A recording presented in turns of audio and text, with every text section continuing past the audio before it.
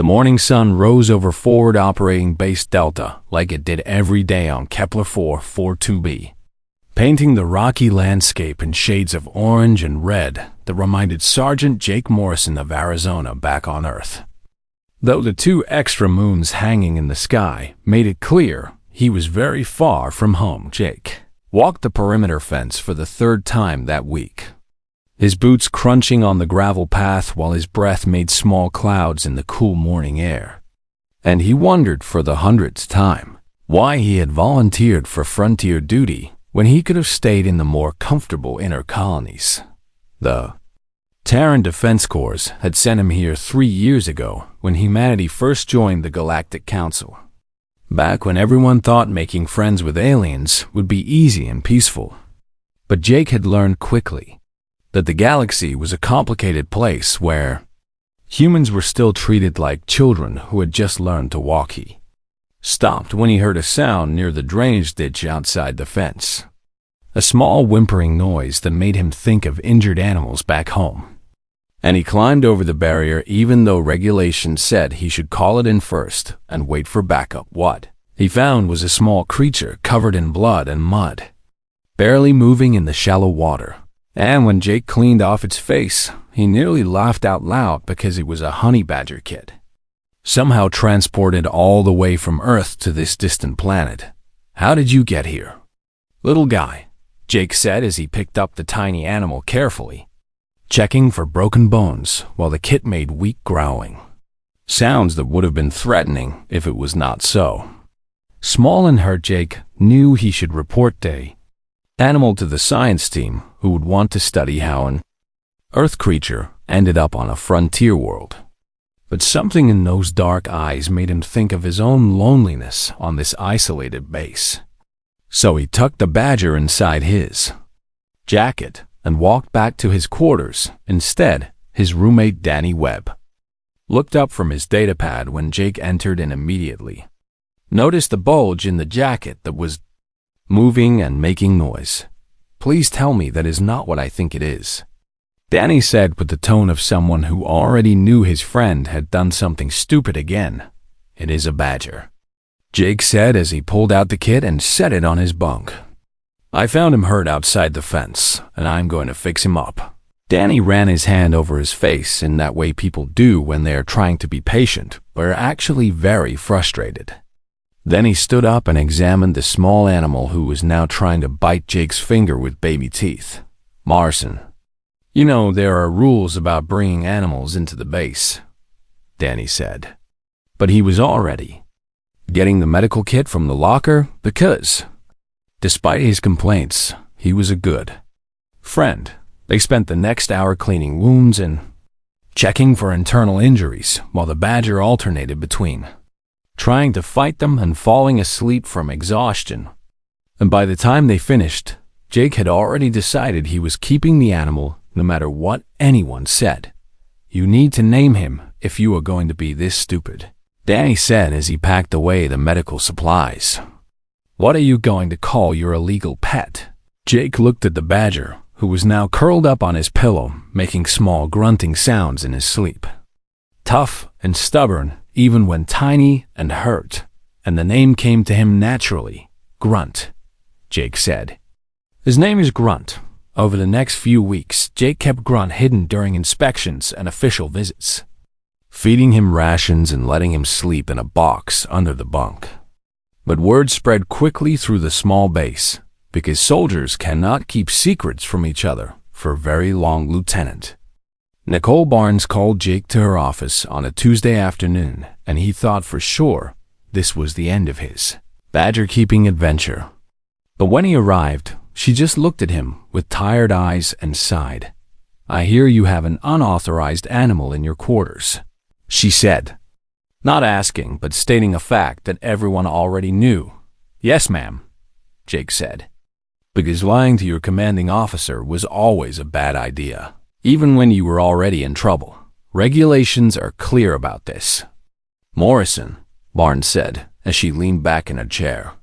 "No personal pets on military installations, especially not on frontier bases where we need to maintain strict protocols." Jake stood at attention and waited for the order to get rid of Grunt, already planning how he could find the Badger a safe home somewhere off base. But what Barnes said next surprised him. However, she continued, the regulations also say that service animals are permitted if they serve a purpose for the soldier's mental health and operational readiness. And I have noticed that you have been less of a grumpy pain in my backside since you found that animal. Ma'am, Jake said, not sure if this was a trick or if he was actually being given permission to keep Grunt. Keep your Badger, Sergeant, Barnes said with a small smile. But if he causes any problems, or if anyone from Council Inspections asks about him, you found him injured, and you are rehabilitating him for release back into the wild. Understood. Yes, ma'am. Thank you, ma'am, Jake said, trying not to sound too excited as months passed. Grunt grew from a tiny kid into a compact bundle of muscle and attitude who followed Jake everywhere around the base.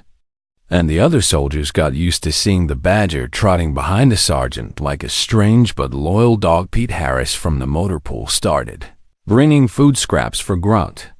And even the serious scientists from the research team would stop to watch when Jake taught the Badger simple tricks.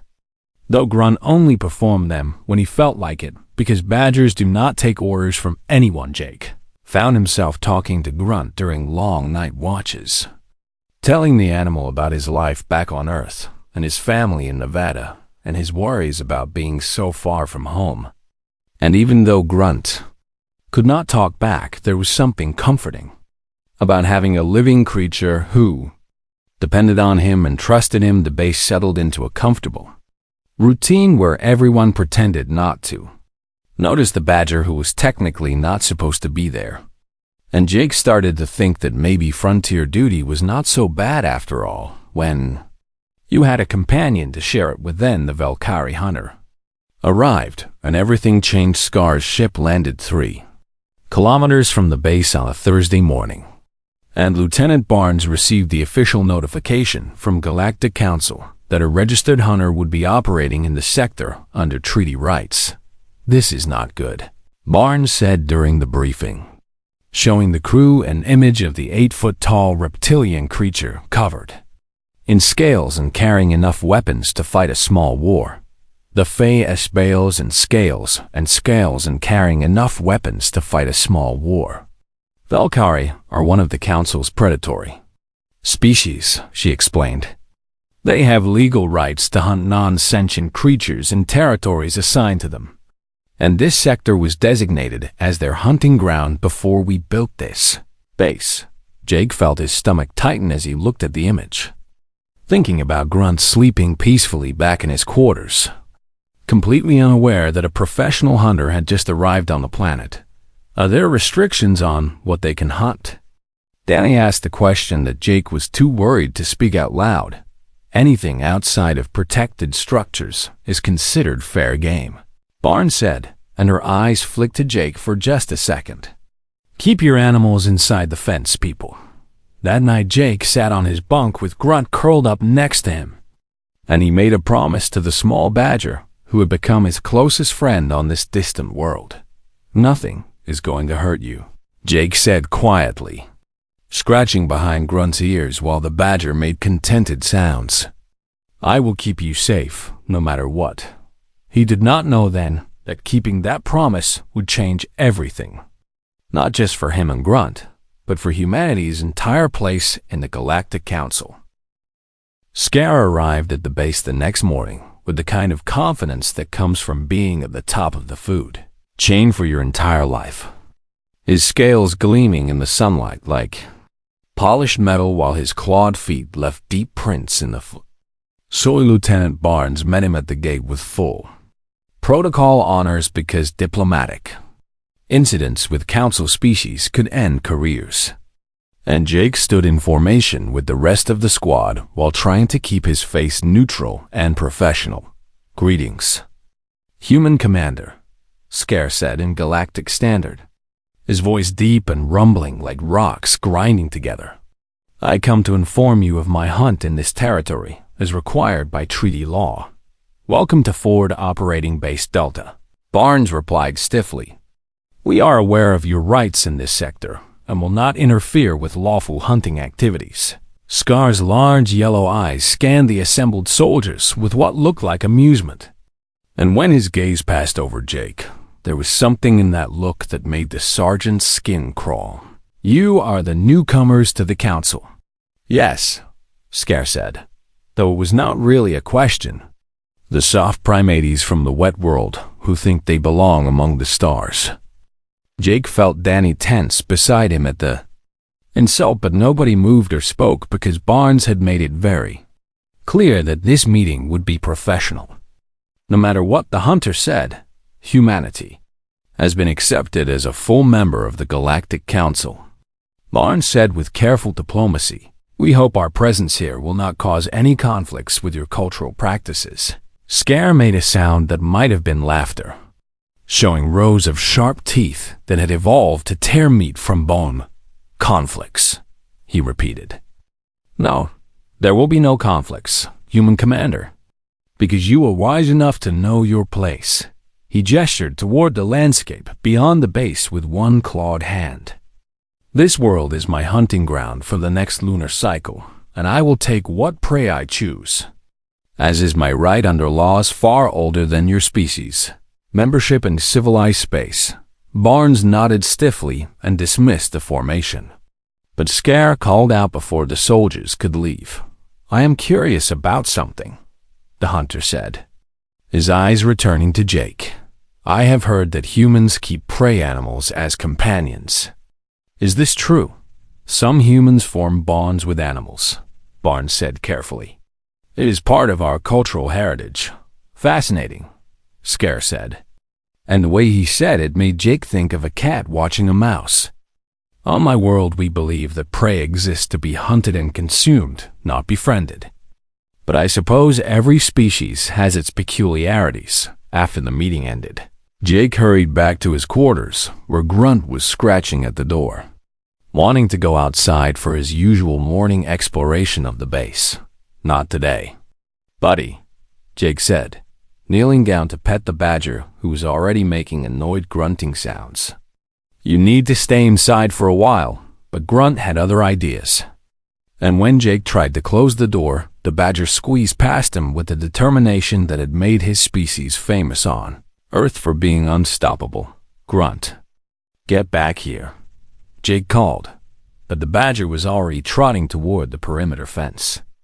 Following some scent or sound that only he could detect, Jake chased after him, aware that other soldiers were watching and probably thinking their sergeant had lost his mind.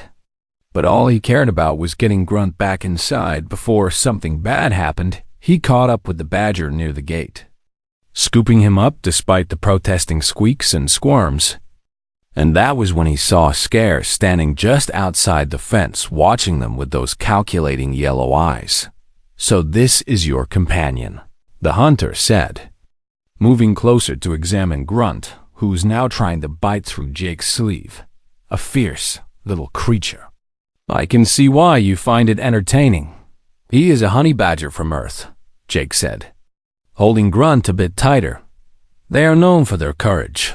Courage, Scar repeated, tilting his head in a way that reminded Jake of a bird studying an insect.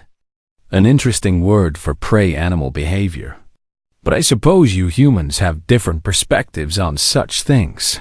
The hunter pulled out a small device from his belt and pointed it at Grunt, scanning the badger with technology that was far more advanced than anything the human base possessed.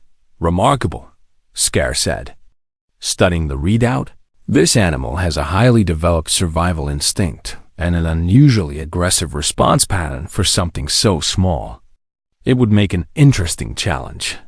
Jake felt ice run through his veins at those words. Understanding exactly what the hunter meant, Grunt stays on the base, Jake said firmly. Inside the protected structures, he's not part of your hunt. Scar's eyes lifted from the device to meet Jake's gaze, and there was something predatory in that look that made every instinct Jake had scream danger. Of course, the hunter said smoothly. I would not dream of violating the treaty protections. But accidents do happen, small animals wander, and the wilderness calls to even the most domesticated creatures. He turned and walked away before Jake could respond, his tail swishing behind him like a weapon, and Jake stood there holding Grunt while his heart pounded in his chest. That night Jake barely slept, getting up every few hours to check that Grunt was still in the quarters and that the door was securely locked. But the badger seemed restless too, pacing and sniffing at the air like he knew something was wrong. Pete found Jake in the mess hall the next morning looking exhausted and worried. "You look terrible, Morrison," Pete said as he sat down with his breakfast. "That hunter getting to you?" "He scanned Grunt yesterday," Jake said quietly, pushing his food around without eating. "I think he is planning something." "The treaty is clear," Pete said, trying to sound reassuring.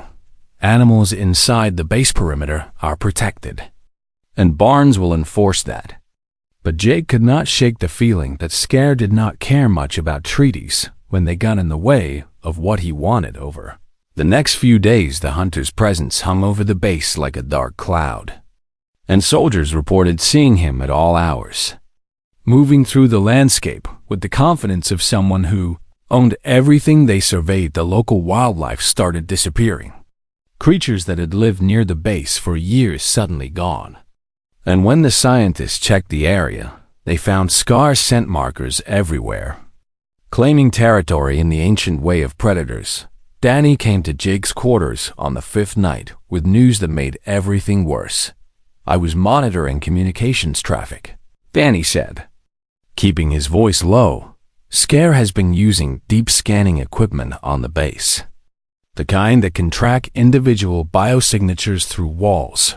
He is hunting Grunt," Jake said, the words coming out flat and certain. "Looks like it," Danny confirmed.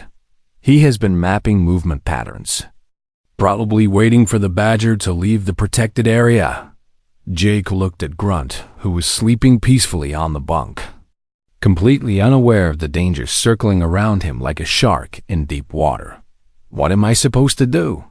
Jake asked, more to himself than to Danny. "Keep him locked up forever. Hope the hunter gets bored and leaves. Maybe talk to Barnes," Danny suggested. "See if she can file a formal complaint with the council about harassment." But Jake knew that would not work because Scare had not actually violated any laws yet. He was just being patient and waiting for his opportunity.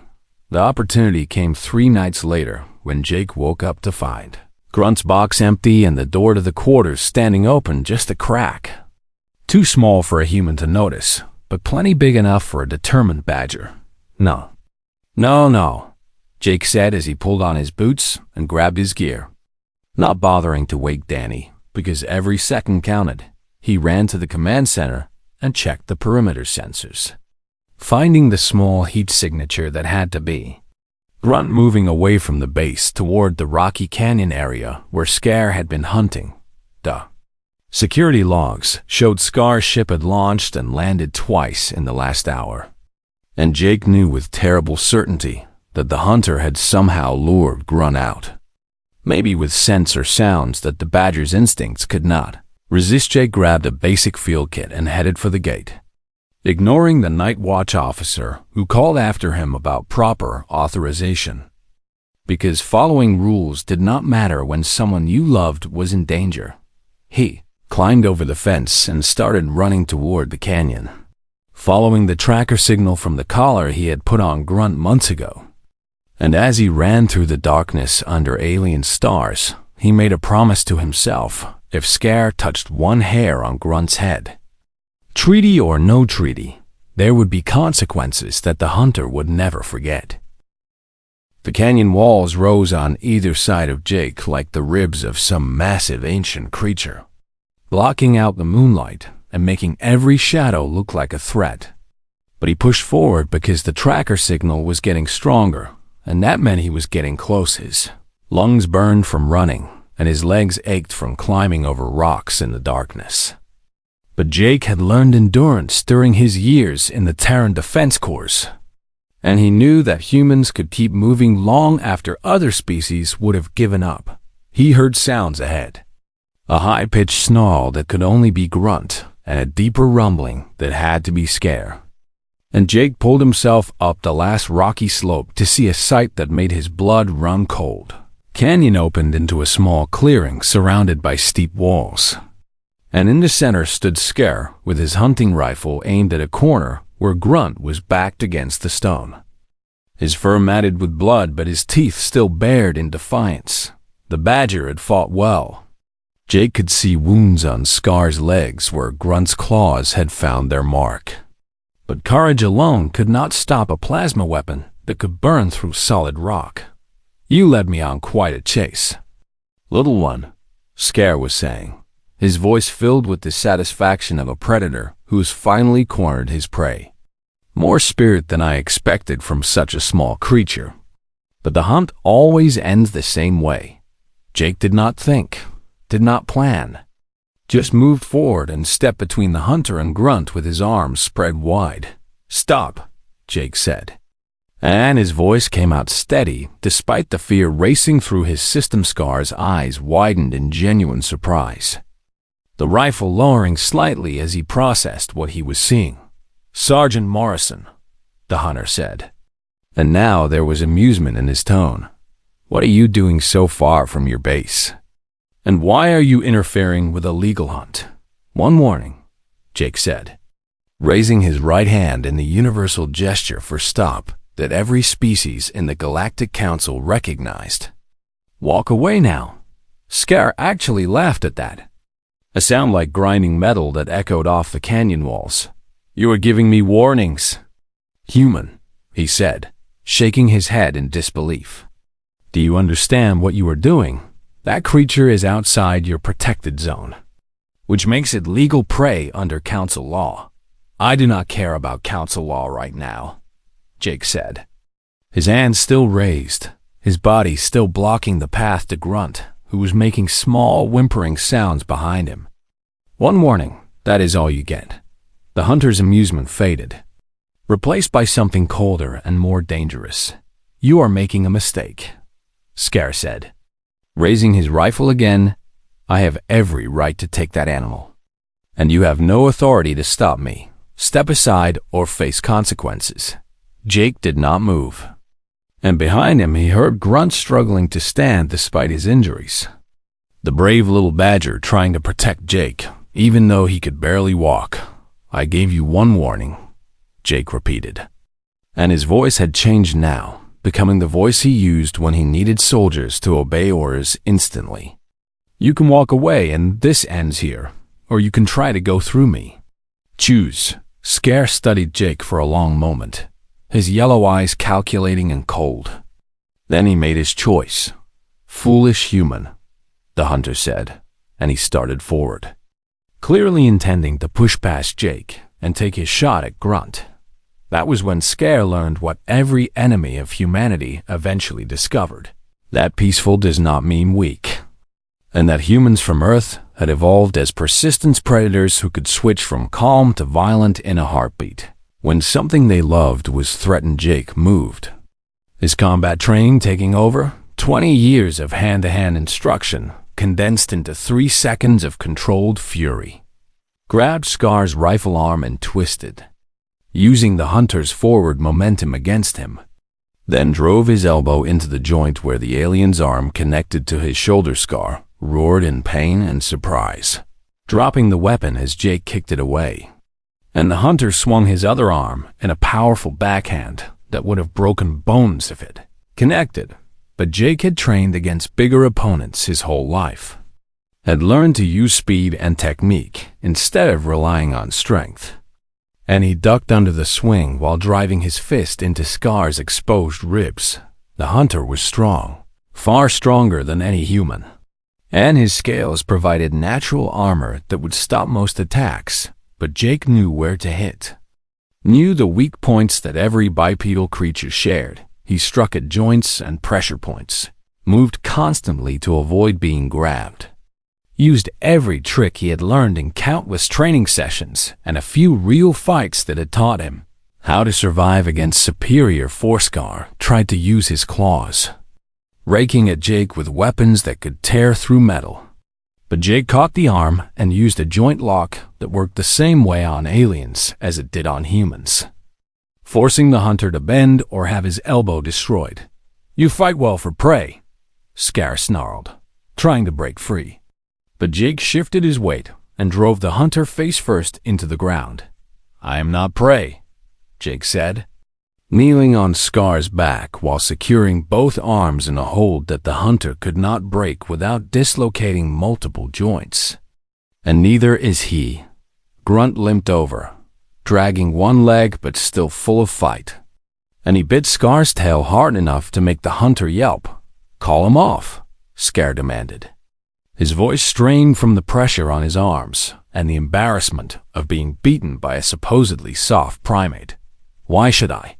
Jake said, not releasing any pressure. "You were going to kill him. Maybe I should let him return the favor." But even as he said it, Jake knew he would not do that. Because the difference between humans and hunters like Scar was that humans knew when to stop. Grunt. "Enough," Jake said, and the badger released the tail and sat down next to Jake's leg. Blood dripping from his mouth, but his eyes still fierce as Scar, lay still for a moment, breathing hard. And Jake could feel the hunter's body tense as he prepared for one last attempt to break free. "Do not," Jake warned, applying just enough pressure to make the point clear. "I have you, and we both know I could end this right now if I wanted to." "Then do it," Scar said. And there was something almost curious in his voice. "Under council law, you would be justified. I attacked first when I moved toward you. Finish your hunt." Human Jake looked down at the defeated hunter, at this creature who had traveled across the galaxy to kill animals for sport, who had tried to murder Jake's closest friend. And he made his choice. He released Scar and stepped back, putting himself between the hunter and Grunt. "A get up," Jake said. "Take your rifle and go." Scar rose slowly, clearly surprised and confused, collecting his weapon but not raising it. "You spare me," the hunter said, studying Jake like he was trying to solve a puzzle. "Why? I threatened your companion. I would have killed both of you if I had won." "Because I am not you," Jake said simply. "I gave you one warning before this started. Now I am giving you one more. Leave this planet and do not come back. You think you have won something here," Scar said. But his voice had changed, the arrogance replaced by something that might have been respect. "You think this changes anything?" Jake bent down and picked up Grunt carefully, the badger making pained sounds but nuzzling against his chest. "I think I kept my promise," Jake said, meeting Scar's eyes without fear. "I think I protected someone who depends on me. And I think you learned that humans are not as soft as you believed." Scar was silent for a long moment. Then he did something unexpected. He touched his chest with one clawed hand in what Jake recognized as a Valkyrie gesture of acknowledgement. "You are a worthy opponent, Jake Morrison," the hunter said, using Jake's name for the first time. "In my culture, to defeat a hunter in single combat is to earn their respect. You have mine. I do not want your respect," Jake said, turning to carry Grunt back toward the base. "I just want you to leave us alone." "Nevertheless, you have it," Scar said, and he watched as Jake walked away. "And know this, human. Other hunters will hear of what happened here. They will know that your species is not to be underestimated." Jake did not look back, just kept walking while Grunt's heartbeat pounded against his chest. Alive and safe, and that was all that mattered. The walk back to the base took 3 hours because Jake had to move carefully with Grunt's injuries. And the sun was rising when he finally climbed over the fence to find Lieutenant Barnes waiting with half the base's medical team. "Morrison, you are in so much trouble," Barnes said, but her voice was gentle as she helped him carry Grunt to the medical bay. "Yes, ma'am," Jake said, too tired to argue or explain. "Also," Barnes added, "that was the stupidest and bravest thing I have ever seen anyone do." Jake looked down at Grunt, who was already trying to bite the medic examining him. Still full of fight even after everything. He is worth it, Jake said, and he meant every word. The medical bay had never felt so quiet as Jake sat beside the table where Grunt lay sedated, his small chest rising and falling while the doctors worked to repair the damage from his fight with Scar. Dr. Kevin Palmer shook his head as he examined the wounds, carefully cleaning each injury while muttering about crazy sergeants and even crazier badgers. He should be dead, Palmer said, not looking up from his work. 3 cracked ribs, torn muscles, deep lacerations, but this little guy just refused to give up. That is what badgers do, Jake said quietly, watching Grunt's peaceful face and remembering how fierce those eyes had been even when facing death. Barnes stood in the doorway with her arms crossed, and Jake knew he was about to face the consequences of leaving the base without authorization and assaulting a council species member, Morrison. "My office now," she said, and her tone made it clear. This was not a request. Jake followed her through the base while other soldiers watched, some giving him supportive nods, while others looked worried about what would happen next inside the office. Barnes sat down behind her desk and pulled up several screens of data, her face illuminated by the glow of information that Jake suspected was not good news for him. The Valkyrie have filed a formal complaint with the Galactic Council, Barnes said, getting straight to the point. They are demanding your court-martial for assault on a registered hunter operating under legal treaty rights. I understand, ma'am, Jake said, standing at attention because if he was going down, he would do it properly. What you did was reckless and violated multiple regulations. Barnes continued. You left the base without authorization. You engaged in combat with an alien species. You interfered with legal hunting activities. Yes, ma'am, Jake said, because all of those things were true and there was no point denying. Then Barnes leaned back in her chair and studied him for a long moment. You also saved the life of a companion animal by standing up to a predator twice your size, she said, and her voice had softened slightly. You set a clear boundary and enforced it with exactly the amount of force necessary. No more. Jake did not know what to say to that, so he stayed quiet and waited. The council is sending Ambassador Christine Wells to handle the situation, Barnes said, pulling up another screen. She will arrive in 3 days. And until then, you are confined to base pending formal investigation. What about Grunt? Jake asked. Because that was the only thing that really mattered. The Badger stays in medical care until cleared by Palmer, Barnes said. After that, we will see what the council decides. The next 3 days were the longest of Jake's life, and he spent them sitting beside Grunt while the Badger slowly recovered. Growing stronger each day, but still too hurt to move around much. Danny and Pete visited when they could, bringing news from the base and the wider galaxy that Jake was not sure he wanted to hear. You are famous, Pete said on the second day, sitting down across from Jake with a datapad full of news reports. The story has spread through council space. Human soldier defends companion animal against Valkyrie hunter. I am not trying to be famous, Jake said, scratching behind Grunt's ears while the Badger made happy sounds. I was just trying to protect my friend. That is why people care, Danny added. Half the galaxy thinks you are a hero for standing up to the Valkyrie. The other half thinks you are crazy for risking everything over an animal. Jake thought about that, about how different species would view what he had done through their own cultural lenses. What do humans think? He asked. Pete smiled. Humans think you did exactly what any of us would have done. We protect our own, even when our own has 4 legs and an attitude problem.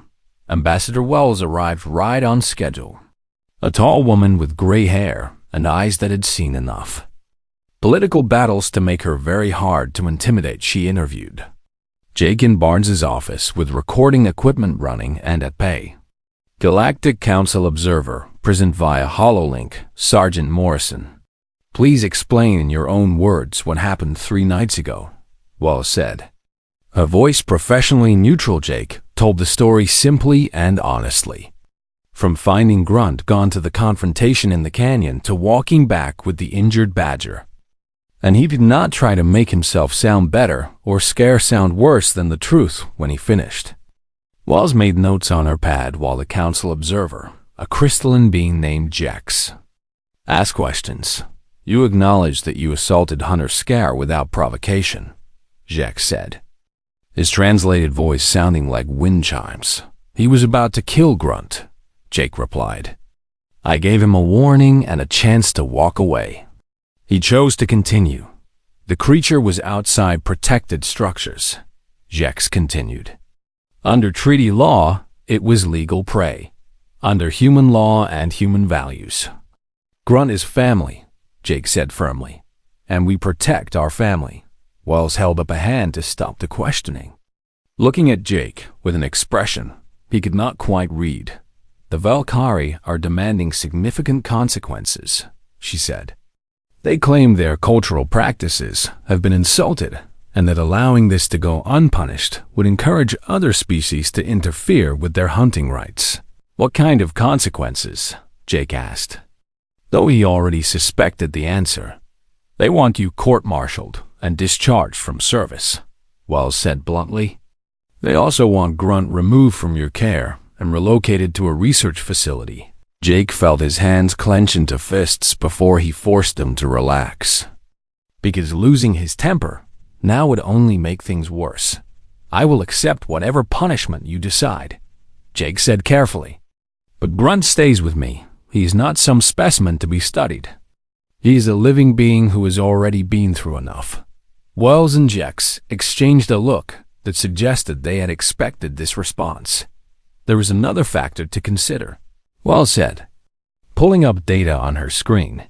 We have been contacted by representatives from 17 other council species, many of whom have similar companion bonding traditions.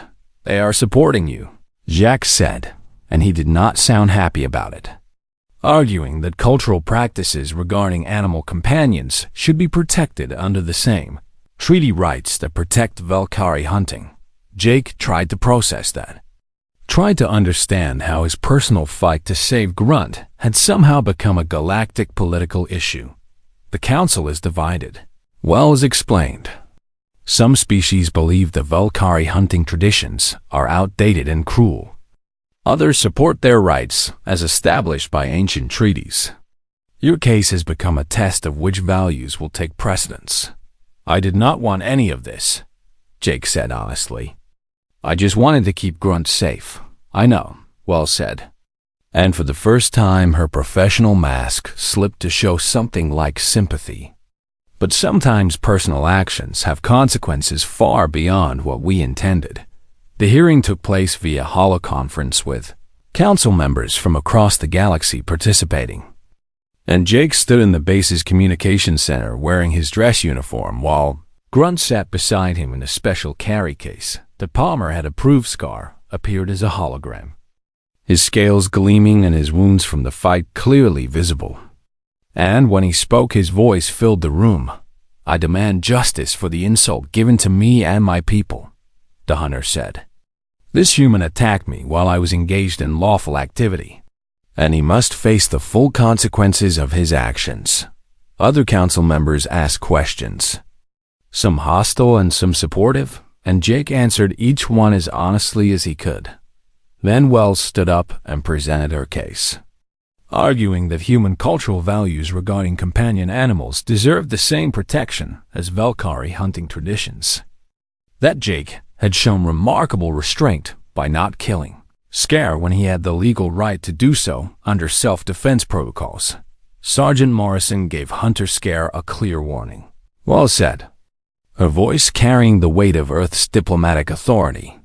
One hand raised, one chance to walk away, and only when that warning was ignored did he act. This shows judgment and restraint, not recklessness. The debate went on for hours, with different species taking different sides. And Jake stood there feeling very small and very tired while the galaxy argued about what he had done. Finally, the Council's senior arbiter, an ancient being called the Curator, who rarely spoke on any issue, called for silence. "I have reviewed all evidence and heard all arguments," the Curator said, its voice like distant thunder. "And I find that both parties acted according to their cultural values as they understood them." Jake felt his heart sink, expecting this to be the setup for punishment. However, the Curator continued, "Values must evolve as species learn to coexist. The Valkyrie hunting traditions are ancient and respected, but so too is humanity's bond with companion creatures. Both deserve protection under Council law." The room went absolutely silent as everyone waited for the judgment. Sergeant Jake Morrison acted to protect the companion, using minimal necessary force, and showed mercy when he could have chosen vengeance. The Curator said, "He will receive a formal reprimand in his record, but no court-martial." Jake almost sagged with relief, but forced himself to stay standing straight. Additionally, the Curator added, "The Council will establish new protocols for companion animal protection that recognize the cultural importance of such bonds across multiple species." Scar's hologram flickered with what might have been anger, but the hunter remained silent. "This incident has taught the Council that there is more than one kind of strength," the Curator concluded.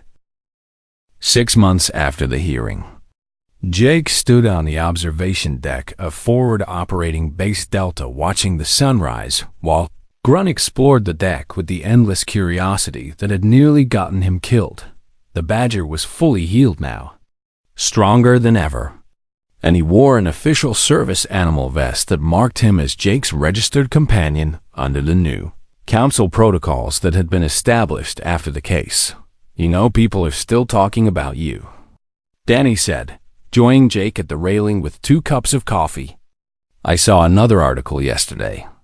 They are calling you the soldier who changed galactic law." Jake took the coffee and shook his head. "I did not change anything. I just refused to let a bully hurt someone I care about. That is exactly what changed things," Pete added. Coming up on Jake's other side, "You showed the whole galaxy that humans do not back down when it matters, even when we are supposed to lose." The truth was that life on the base had changed in ways, both big and small, since that night in the canyon, and Jake was still getting used to his new role as more than just another sergeant lieutenant.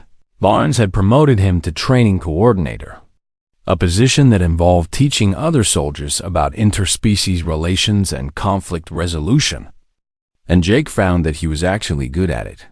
"The key is to set clear boundaries," he told his students during classes. "Tell them exactly what you will not accept. Give them a chance to back down, and then enforce those boundaries if they push." The story of one hand, one warning, had spread through Council space faster than anyone expected, becoming a shorthand for the human approach to diplomacy. Firm but fair, clear but merciful. Other species had started to see humans differently after the incident, not as weak newcomers who could be pushed around, but as beings who combined compassion with the willingness to fight when necessary. The Valkyrie had been surprisingly respectful in their response. And 3 months after the hearing, Jake had received a message from Scare himself, Sergeant Morrison. The message had said, "In my culture, we honor strength wherever we find it. You defeated me in fair combat and showed mercy when you could have shown vengeance. This marks you as a hunter of great honor." The message had included an invitation to visit the Valkyrie homeworld as a guest, an honor rarely extended to members of other species, and while Jake had not accepted yet, he had not rejected it either. "Do you think you will go?" Barnes had asked him when he showed her the invitation. "Maybe someday," Jake had said. "After I am sure Grunt will be safe if I leave." But the most unexpected change had come from species Jake had never even heard of before the incident. Dozens of them reaching out to establish diplomatic contacts with humanity. specifically because of what he had done. A delegation from the Kree, a species of small furry beings who kept companion animals similar to Earth's dogs, had visited the base to meet Jake and Grunt. "You have given us hope," their ambassador had said. "For generations, we have been told our bonds with our companions were primitive. But you showed the Council that such bonds are a strength, not a weakness." Jake had not known what to say to that, because he still did not think of himself as anyone special, just a soldier who had protected his friend. The galaxy, however, disagreed, and Jake found himself included in cultural exchange programs and diplomatic briefings that he never would have imagined being part of. "You are a symbol now," Ambassador Wells had told him during one of her visits. "Whether you want it to be or not, you represent something important to a lot of species. I just want to do my job and take care of Grunt." Jake had protested. "Then do that," Wells had said with a smile. "But understand that how you do it matters to more people than just yourself on quiet nights." Jake still thought about that moment in the canyon when he had stepped between Scare and Grunt. And he wondered what would have happened if he had made different choices, if he had let the hunter take his shot. Grunt would be dead, and the galaxy would still see humans as species who would not fight for what mattered. If he had killed Scare when he had the chance, he would have proven that humans were just another violent species, no different from the predators who ruled through fear, by giving one warning and then showing both strength and mercy. He had opened the door to a different kind of relationship between humans and the rest of the galaxy. "Do you ever regret it?" Pete asked one day during a quiet moment. All the attention and responsibility that came after. Jake looked at Grunt, who was napping in a patch of sunlight, his small body rising and falling with each breath, completely trusting and completely safe. "No," Jake said simply. "I would do it again exactly the same way." The new companion animal protocols that the Council had established were already making a difference across the galaxy, with multiple species reporting that their bonds with animals were now protected and respected. Jake had received letters from beings on dozens of worlds, thanking him for standing up for something they had always valued but had been afraid to defend. "You gave us permission to care," one letter had said. By showing that strength and compassion are not opposites, the Terran Defense Corps had started using Jake's experience in their training programs, teaching new soldiers that sometimes the most important battles were not fought with weapons, but with the courage to stand for your values. What Sergeant Morrison did represents the best of humanity. One training manual now said, "The ability to set clear limits, the willingness to enforce them, and the wisdom to show restraint even in victory." Grunt had become famous too, with news programs across the galaxy featuring stories about the brave badger who had fought a hunter and survived. Children from a dozen species sent him drawings and messages, and Jake had started a collection on his quarters wall of pictures showing Grunt as everything from a fierce warrior to a cuddly friend. He does not understand why everyone wants his picture, Jake told Danny one day as they watched Grunt ignore yet another request for a hollow interview. "He's a badger," Danny said with a laugh. "He does not care what anyone thinks," which is probably why people love him. The base had adapted to its new status as a place of galactic significance, with regular visits from diplomats and researchers who wanted to study human-animal bonds. Palmer had expanded the medical bay to include facilities for treating companion animals from other species, and the base now served as a model for how military installations could accommodate cultural practices. Bonds had been promoted to commander of the entire frontier sector, and she had chosen Jake as one of her senior advisors on cultural relations. "You have a gift for this," she told him. "You see past the differences to what matters, and you are not afraid to stand up for it." Jake had tried to explain that he was not doing anything special, just treating others the way he wanted to be treated and protecting those who could not protect themselves. "That is exactly what makes you good at it," Barnes had said. You do not think of it as diplomacy. You think of it as doing the right thing. A year after the incident, the council held a ceremony honoring individuals who had contributed to interspecies understanding. And Jake found himself standing on a stage in front of representatives from hundreds of worlds. The curator itself presented him with a medal of cultural bridge building, one of the highest honors the council could give. Sergeant Jake Morrison showed us that strength comes in many forms, the curator said as it placed the medal around Jake's neck. The strength to protect, the strength to restrain, and the strength to show mercy. Jake accepted the honor with as much grace as he could manage. Though he felt deeply uncomfortable with all the attention, what he did not expect was what happened next. When Scare walked onto the stage, the hunter looked different somehow, less arrogant and more thoughtful. And when he spoke, his voice carried across the chamber. I came to this ceremony to publicly acknowledge something, Scare said. When I hunted on Kepler 442b, I believed I was demonstrating the superiority of predatory cultures. But Sergeant Morrison taught me that there are different kinds of strength. He turned to face Jake directly. You could have killed me. By council law, you had that right. But you chose to give me a warning instead. Then you chose mercy over vengeance. The chamber had gone completely silent, and Jake could feel every eye on him.